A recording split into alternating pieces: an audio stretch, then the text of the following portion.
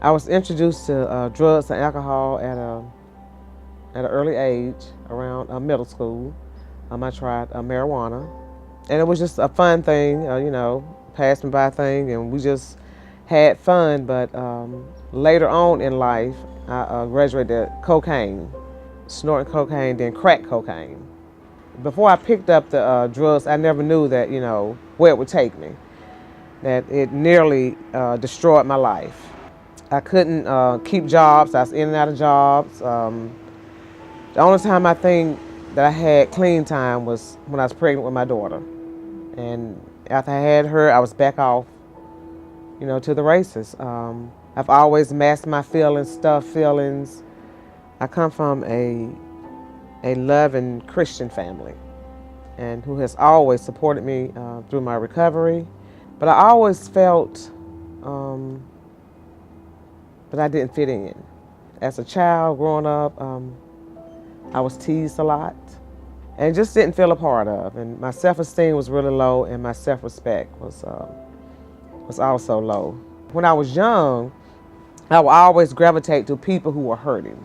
I would bring children home to my parents' house when they had 6 children of their own. But if I met someone in school that was hurting and had less than my family, I would bring them home to my parents, and they would feed them. And where did you get these children from? But they would always feed them. We would find out where they live, and they'd take them back. So I always had a compassionate heart for hurting people.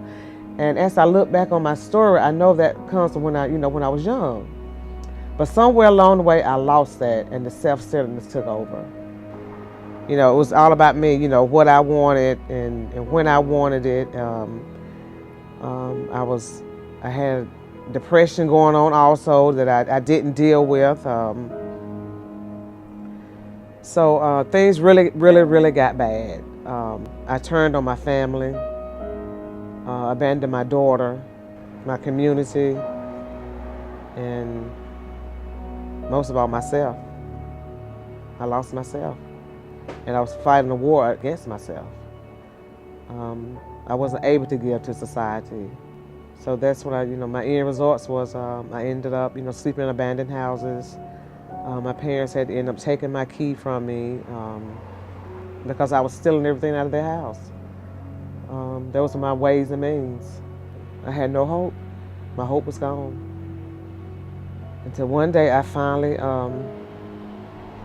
admitted it, that, my life was out of control, and I was just, merely existing in society. Through this program, that's where my hope started to come back. The substance abuse counseling, learning about the disease of addiction, actually, letting someone help me. Because at first, I didn't think I had a problem, because I could work sometimes and then, but then the resources, going to vocational rehabilitation, interviewing with them work with me, to get back to the employment. I thought I was going to go crazy. I kept on saying, how did I get here? How did I get here? And my sister said, you didn't get here overnight. It's not going to happen overnight. You're going to have to sit still and wait the process. And that's exactly what I give the ladies back today. And I thank God, for this process, the resources, the support, and being a part of. Like I said, my story started, not feeling a part of. And I just wanted to be a part of, and I thank God for Hawley House. Some things I had to be rehabilitated in, and some things rehabilitated in. But I was able, to become self-supporting, to have my own place. I was able for my daughter to trust me again, because our trust, was gone. And I was able, to support her when she went to college.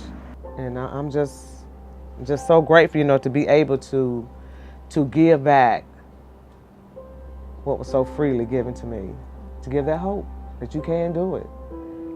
And you can reunite with your children, because that is a big thing when we first get clean, and our children. We want to get back that relationship so bad, but it is a process. The 13 years that I have been clean, I truly give to United Way, because through their funding, it helped change my life. And I'd like to pay it forward to change somebody else's life. I always tell my story about, giving back to society. Because I feel like, that's what we were put here, to give back to society and to help somebody else. And that's what we try to do here at Hawley House, is to teach our ladies to don't be afraid to ask for help. And that's one of the things that's hard for us to do, is to ask for help, but don't ever be afraid to ask for help. And it is resources out here, and that Hawley House is a house of hope for our ladies that come through here. And it is a way, just to give them back. I am Denita Mitchell, and I encourage you to live united and fight united.